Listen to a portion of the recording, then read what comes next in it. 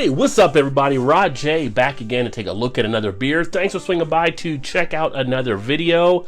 Tonight I'm taking a look at one from Hoof out of Marengo, Ohio.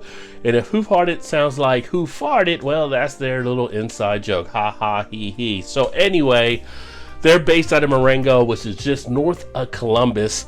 This is actually the Drop the Fries Double India Pale Ale, as you can see there.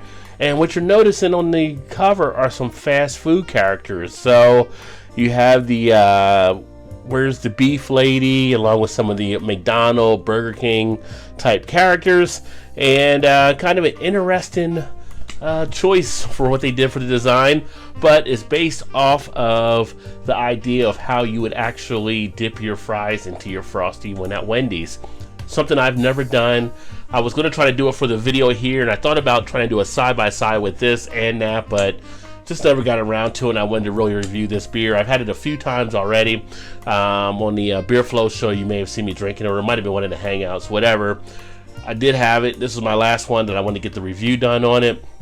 9% ABV, nice pint-sized can. Best to drink fresh at 46 degrees, and they do put a canned on date on this one as well, so applause for them for having the date on the can. We always love that from the breweries. And outside of that, nothing too much more around the beer. It says basically dabbling in the dank and dark arts. That's kind of the Hoof Brewing slogan, I believe. So let's get this baby into a glass and talk about it a little bit. Actually shooting this here on a nice Sunday evening after running around all day and before heading back into the office tomorrow.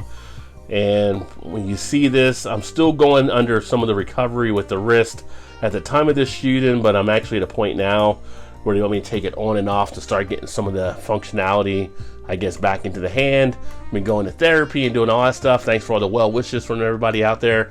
And it's just taking a little bit of time, but hopefully in the next few weeks I can start lifting weights and, well, resistance. I can't really lift weights to what I was lifting for a while, but at least starting to be able to do something. But getting some flexibility back, which is nice. Still swollen a little bit. Anyway, back to the beer.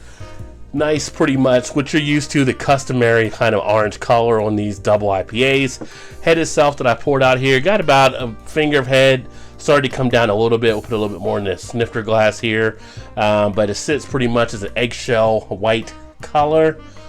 And of course, with a double IPA like this, you do have that haziness on there, a little bit of the haze from the beer as well as the chill haze. Aroma wise, you do get some of the notes of a tropical and a citrus flavor. You pick up things that make you think of like a pineapple or maybe a little bit of kind of a melon. At the same point, you get a little bit of that orange, a little bit like a grapefruit tinge in the background as well. But comes out rather easily on the aromatics of it all, getting a little bit of that orange, tangerine, but a regular bouquet of some of the tropical citrus. Let's get the taste.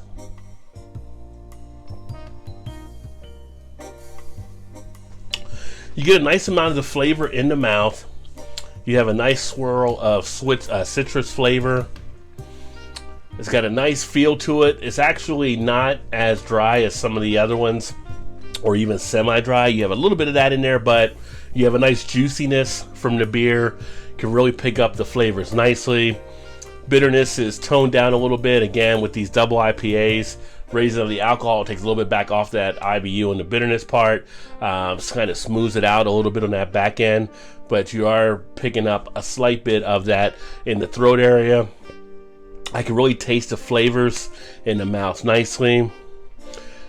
Body wise, I would say you're probably like a medium type to full body, not overly heavy.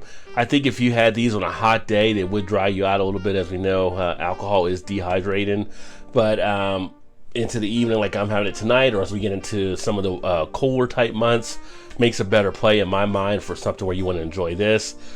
But it is got a nice little bit of a chuggable feature to it. For you guys that like to chug the beers out there, you could chug this one rather easily. And overall, it leaves a nice little bit of flavor in there. I get a little bit of a feel of vanilla in there as well, in the throat area. And you also get a little bit of like a a creaminess in there too, like you would get from some of the other beers that have the milk sugar added, as well as like lactose, things along those lines. You have that feel. But the double-ended pale ale, it does make mention on the can here. Hold on, let me get the rest in the glass. That it does use cacao nibs, vanilla, and milk sugar added with French fries. And so they do the French fries as part of the process. It's just kind of weird on the stuff that we put into some of the craft beers now. But they did use French fries in the beginning part of the process here with the beer. But not getting too much of a potato type feel, so to speak. Although potato in the beer, that is something kind of different. But I would definitely say pick this up if you're a double IPA fan and you like double IPAs and you like some of the ones that are a little bit more juicier, a little bit more, you do have a dank feeling, so a little bit of that in there as well. But it is a little bit different. If you like to dip fries in Frosties, let me know. Put some comments in the comment section if you're a Frosty dipper. I may just try it anyway, even if I don't have one of these. I'm actually going to Columbus from the time I'm shooting this within a couple weeks, so I may try to pick up this or some other ones they have up there too if I come across it again, and then maybe I can do a side-by-side at that point. But yeah, if you're a Frosty dipper, let me know. Do you do that? Do you dip fries in mayonnaise too? I know people that do that as well. Anyway, getting a little bit on a tangent. Thanks for swinging by and check out this video. As far as a rating for me on this one, I do dig it enough that I am enjoying it, and it's been a good beer to actually kick back with. So for me, this one is actually a 4 out of 5. Thanks again for swinging by, spending some time. Look forward to catching up with you guys next time. Keep drinking those good craft beers, and remember, there's always time. Get your beer on. Cheers. Oh, you didn't know? Your ass better come.